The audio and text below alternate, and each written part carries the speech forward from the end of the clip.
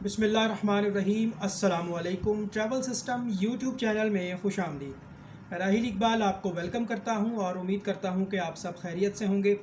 इस वीडियो में हम बात करेंगे जो लोग पाकिस्तान से बैरून मुल्क जाना चाहते हैं और एक अच्छी ट्रैवल हिस्ट्री बनाना चाहते हैं। तो मैं इस वीडियो में आपको ये बताना चाहता हूँ कि पाकिस्तान से आप जो विज़िट वीज़ा अप्लाई करते हैं मुख्तलिफ़ ममालिक के लिए, तो उनका ई वीज़ा होता है या स्टिकर वीज़ा होता है या स्टैम्प वीज़ा होता है। तीन तरह के वीज़े होते हैं। स्टैम्प वीज़ा वो होता है जो पासपोर्ट के ऊपर एक मोहर की सूरत में लगाया जाता है, वही आपका वीज़ा शुमार होता है। एक स्टिकर वीज़ा होता है जो पासपोर्ट के ऊपर पेस्ट होता है, उसको स्टिकर वीज़ा कहते हैं। एक होता है इलेक्ट्रॉनिक वीज़ा, एक पेपर वीज़ा यानी ई वीज़ा उसे हम कहते हैं। गुफ्तगू को आगे बढ़ाने से पहले मेरा व्हाट्सएप का नंबर नोट कर लें, 0305 405 1144, 0305 405 1144। सुबह 11 बजे से लेकर शाम 5 बजे तक आप व्हाट्सएप पर मैसेज के ज़रिए अपना नाम और अपना पैगाम लिखकर रब्ता कर सकते हैं और अपनी बारी का इंतज़ार करें। कॉल आपने नहीं करनी, मैसेज करें और अपनी बारी का इंतज़ार करें। ये एक लिस्ट मैंने बनाई है, मुख्तलिफ़ इसमें कंट्रीज़ हैं। मैं आपको बता दूंगा कि हम किन ममालिक के लिए विज़िट वीज़ा कंसल्टेंसी प्रोवाइड करते हैं, ठीक है। और अगर आप एक ट्रैवल एजेंट हैं तो ये वीडियो आपके लिए बहुत इंपॉर्टेंट है, क्योंकि बहुत सारे ट्रैवल एजेंट्स को पता ही नहीं है कि किन ममालिक के लिए ई वीज़ा होता है, किन ममालिक के लिए स्टिकर वीज़ा होता है और कौन से ऐसे ममालिक हैं जिनका स्टैम्प वीज़ा होता है।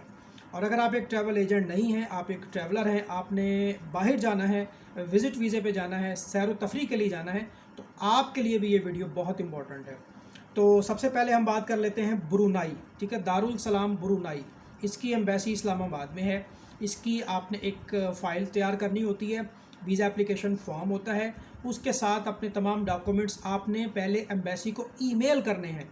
आपने बाय हैंड जमा नहीं करवाने, पूरी फ़ाइल बना के तमाम डॉक्यूमेंट्स को स्कैन करके आपने एम्बेसी को ईमेल करना होता है।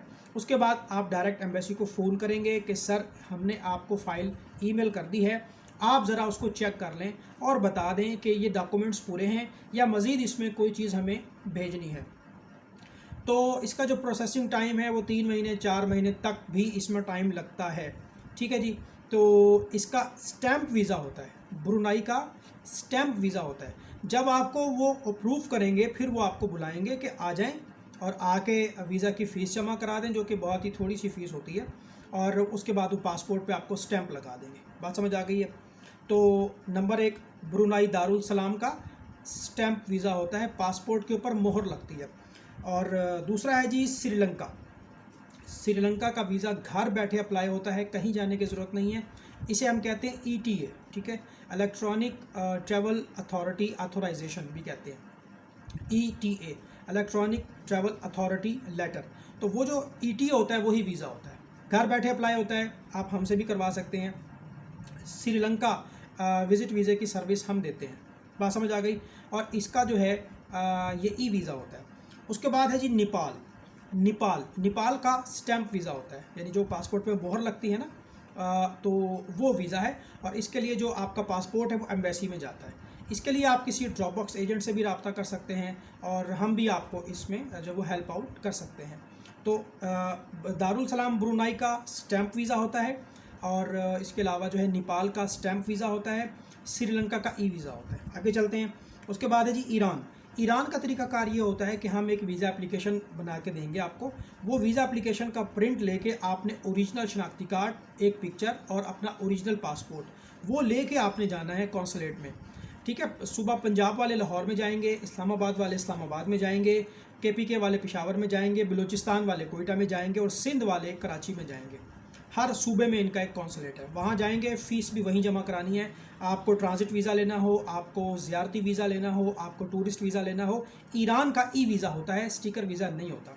ईरान का ट्रांजिट वीज़ा, ज़ियारती वीज़ा और टूरिस्ट वीज़ा, 3 तरह के वीज़े हैं कॉमन। एक इसका बिज़नेस वीज़ा भी होता है, वो फिर आपको पासपोर्ट पे जो वो स्टैंप लगा देते हैं स्टिकर की सूरत में, तो वो उसकी जो रिक्वायरमेंट है वो थोड़ी डिफरेंट है।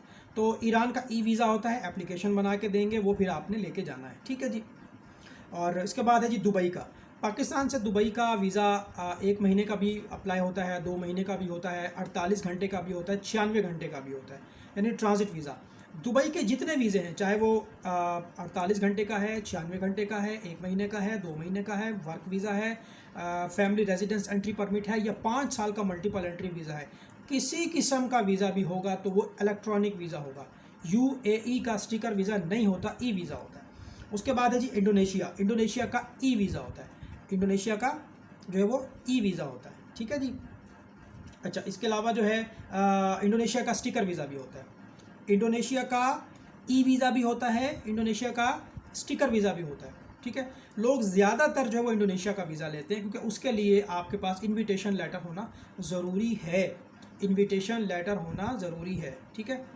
तो ज़्यादातर जो है वो ई वीज़ा लिया जाता है, लेकिन इसका स्टिकर वीज़ा भी प्रोसेस होता है। याद रखें, किसी भी मुल्क का जब स्टिकर वीज़ा होगा उसके लिए पासपोर्ट एम्बेसी में जाएगा। बात समझ आ गई। इलेक्ट्रॉनिक वीज़े में सम टाइम आप पासपोर्ट सबमिट कराते हैं, लेकिन वीज़ा आपको ऑनलाइन ही ग्रांट होता है। उसके बाद है जी सिंगापुर। सिंगापुर का ई वीज़ा होता है, पेपर वीज़ा होता है, स्टिकर वीज़ा नहीं होता। उसके बाद है जी मलेशिया। मलेशिया का पाकिस्तान से ई वीज़ा भी अप्लाई होता है, स्टिकर वीज़ा भी अप्लाई होता है। दोनों ऑप्शन है आपके पास, लेकिन बात यह है कि ई वीज़ा घर बैठे अप्लाई हो जाएगा, और जो स्टिकर वीज़ा है वो ड्रॉप बॉक्स एजेंसी के थ्रू प्रोसेस होगा और एम्बेसी में जाएगा वीज़ा लगने के लिए, और पासपोर्ट के ऊपर स्टिकर लगेगा। अब हो ये रहा है कि जितने भी तरक्की याफ्ता ममालिक हैं, जो बड़े बड़े मुल्क हैं, वो आहिस्ता आहिस्ता स्टिकर वीज़े को क्लोज़ कर रहे हैं और ई वीज़ा की तरफ स्विच कर रहे हैं, ठीक है जी। इसके बाद हमारे पास है थाईलैंड। थाईलैंड का पाकिस्तान से स्टिकर वीज़ा अप्लाई होता है, ई वीज़ा अप्लाई नहीं होता। पाकिस्तान से थाईलैंड का सिर्फ और सिर्फ स्टिकर वीज़ा लगता है, पासपोर्ट एम्बेसी में जाता है। उसके बाद है जी जापान। जापान का जो है वो पाकिस्तान से स्टिकर वीज़ा होता है, लेकिन अगर कोई पाकिस्तानी वर्क वीज़े पे सऊदीया में रहता है या दुबई में रहता है, तो वो वहाँ से जापान का ई वीज़ा भी अप्लाई कर सकता है, ठीक है। जापान वीज़े की कोई फ़ीस नहीं होती, पाकिस्तान में भी नहीं होती, बाहर भी नहीं होती, लेकिन पाकिस्तान में एम्बेसी में पासपोर्ट देना पड़ेगा आपको। बात समझ आ गई। पाकिस्तान में जापान का स्टिकर वीज़ा होता है। उसके बाद है जी कंबोडिया। तो कंबोडिया जो है, कंबोडिया का ई वीज़ा होता है। पाकिस्तान से घर बैठे ऑनलाइन अप्लाई करें, कहीं जाने की ज़रूरत नहीं है। कंबोडिया वीज़े की सर्विस भी हम आपको दे सकते हैं, और आपने अगर जापान विज़िट वीज़े की फ़ाइल बनवानी है तो हम आपको फ़ाइल भी तैयार करके दे सकते हैं, लेकिन जाना आपने खुद है, सबमिट आपने खुद करवाना है, सबमिशन आपने खुद करनी है। इसके अलावा जी साउथ कोरिया का इलेक्ट्रॉनिक वीज़ा होता है, स्टिकर वीज़ा नहीं होता।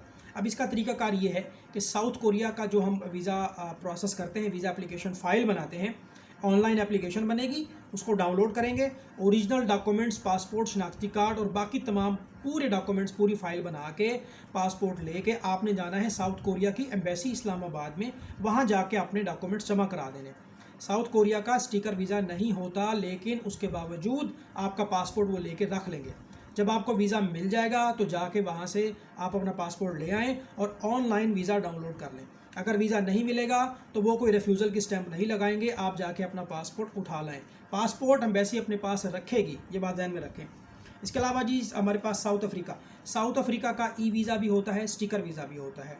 कभी भी साउथ अफ्रीका का ई वीज़ा अप्लाई ना करें, क्योंकि आपको एंट्री नहीं मिलेगी, पाकिस्तान से भी नहीं जाने देंगे और वहाँ से भी बहुत मुश्किल होती है इमिग्रेशन को क्लियर करना।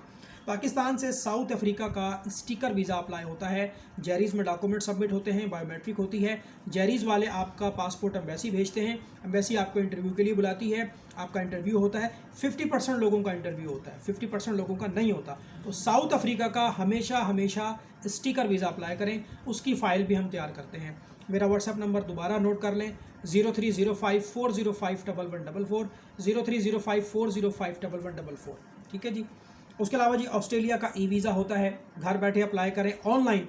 आपको सिर्फ बायोमेट्रिक के लिए VFS ऑफिस जाना होगा, जेरीज़ ऑफिस बायोमेट्रिक के लिए जाना होगा, सबमिशन घर बैठ के होगी, ऑनलाइन सबमिट होगा। ऑस्ट्रेलिया वीज़ा की भी हम सर्विस प्रोवाइड करते हैं। देखें, हम एज ए कंसल्टेंट जो है, हम सिर्फ फ़ाइल बनाते हैं।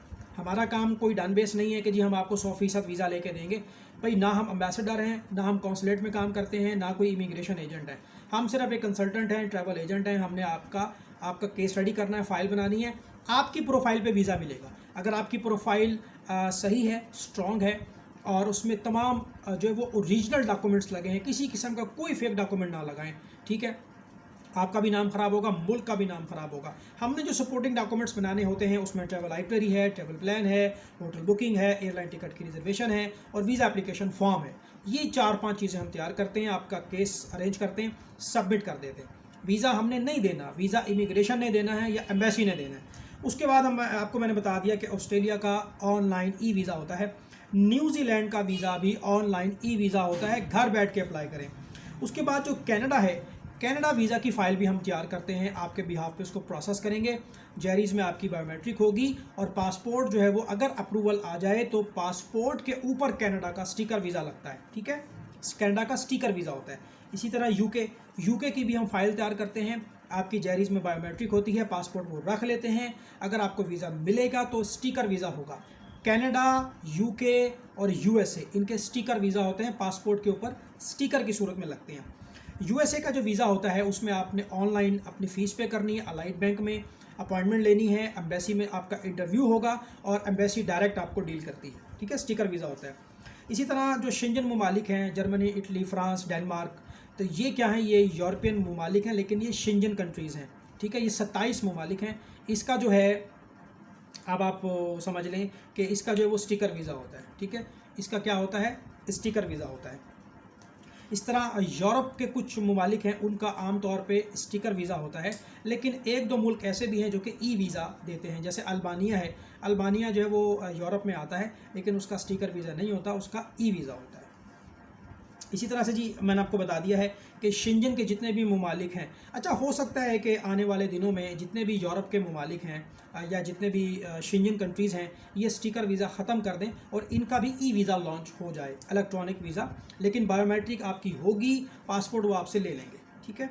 आज़रबाईजान, बहुत से लोग बाकू जाते हैं, आज़रबाईजान का ई वीज़ा होता है, घर बैठे अप्लाई करना है, कहीं जाने की ज़रूरत नहीं है। ये वीज़ा भी हम आपके लिए अप्लाई कर सकते हैं। ताजिकिस्तान का ई वीज़ा भी होता है, स्टिकर वीज़ा भी होता है।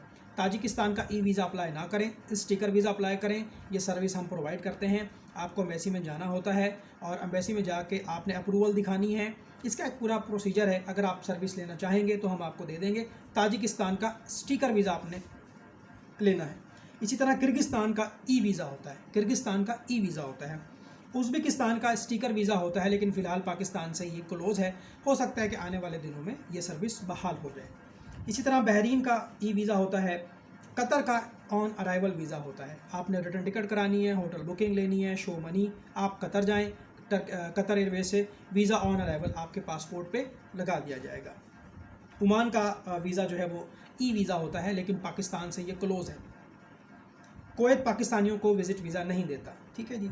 इसी तरह सऊदी अरब का चाहे उम्रे का वीज़ा हो, चाहे फैमिली का वीज़ा हो, चाहे वर्क वीज़ा हो, चाहे ज़ियारा शख्सिया हो, चाहे बिज़नेस वीज़ा हो, किसी किस्म का वीज़ा होगा सऊदी अरब का तो वो ई वीज़ा होगा, स्टिकर वीज़ा नहीं होगा, ठीक है।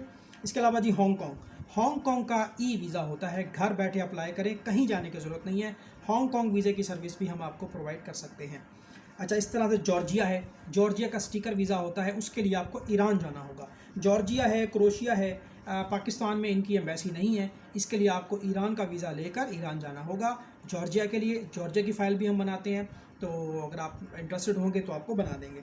इसी तरह से कीनिया का वीज़ा, कीनिया और ईस्ट अफ्रीका ये ई वीज़ा होते हैं, ठीक है। रवांडा, युगंडा, कीनिया, इनके ई वीज़ा होते हैं, घर बैठ के अप्लाई होते हैं। तो मैंने आपको एक पूरी लिस्ट बता दी कि कौन कौन से वीज़े हैं, जिनके स्टिकर वीज़ा हैं, जिनके स्टैम्प वीज़ा हैं, जिनके ई वीज़ा हैं। अब आपको एक मालूमाती वीडियो मिल गई है, इनमें बहुत सी सर्विसेज हम फराहम कर रहे हैं। अगर आप इंटरेस्टेड हैं तो व्हाट्सएप पर रब्ता कर लें, लेकिन याद रखें आपकी प्रोफाइल पे वीज़ा आपको मिलेगा। अगर आपकी प्रोफाइल स्ट्रॉन्ग है तो वीज़ा मिलेगा, प्रोफाइल स्ट्रॉन्ग नहीं है तो नहीं मिलेगा। ये चीज़ आपने जहन में रखनी है, ठीक है जी। तो उम्मीद करता हूँ कि आपको ये वीडियो पसंद आएगी। चैनल को ज़रूर सब्सक्राइब करें, वीडियो को अपने सोशल सर्कल में ज़रूर शेयर करें। एक मालूमाती वीडियो है, आपके इल्म में इजाफा होगा और बाकी लोगों को भी इसका पता चल जाएगा कि कौन सा ई वीज़ा है, कौन सा स्टिकर वीज़ा है। अपना ख्याल रखिएगा। अल्लाह हाफिज़।